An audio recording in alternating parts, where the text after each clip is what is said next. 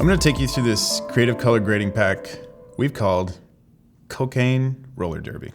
Now it's a bunch of 3D LUT profiles that we've created from the inspiration of the 60s and 70s pop art movement. What we've got visually are lifted blacks, compressed hue ranges, and bringing it into a stark reality.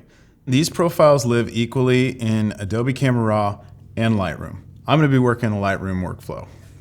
Going to open up my first image here, and of course that's coming in pretty underexposed, and I'm going to open that up a bit, and I'm losing some of the highlight detail in there, so I'm going to see if I can retrieve some of that using the highlight and white slider. Really easy, brings that back. Once again, just takes a minute, just balance your image so you can see what those profiles are going to do to it. I've got Adobe Color right here so that I can always see my base color, so I can compare before and after. Your browser is going to look a little bit different because I've simplified mine for the demo. Don't worry about that. We're just going to cruise through these looks. So, Cocaine Roller Derby. First one's credit card. Silicone lines, cool. I like the purples in there. Pearl Lightning. 8-ball. Blow. Notice what's happening to the lights back there in these different looks, especially around her head. So there are a lot of different variables that get pushed around in these looks. So move back and forth between them so you can really kind of eyeball what's going on. Rainbow flyer. That's really cool. Stash. Razor blade. Sparkle dust. And nose candy. That's got a nice rosy and green grade to it, but I'm going with rainbow flyer because I'm a sucker for these lifted blacks, and I like the lushness that's going back on in there. I think this could get dialed back a little bit. These lights are getting blown out. I know there's some red in there. I'm gonna drag the amount down. I still have a strong grade applied. It's not distracting.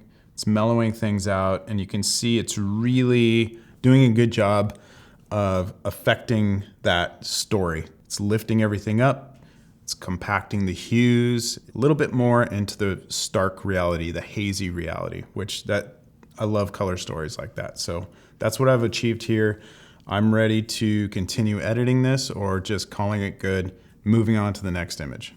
For my next image, I'm gonna work on something completely different.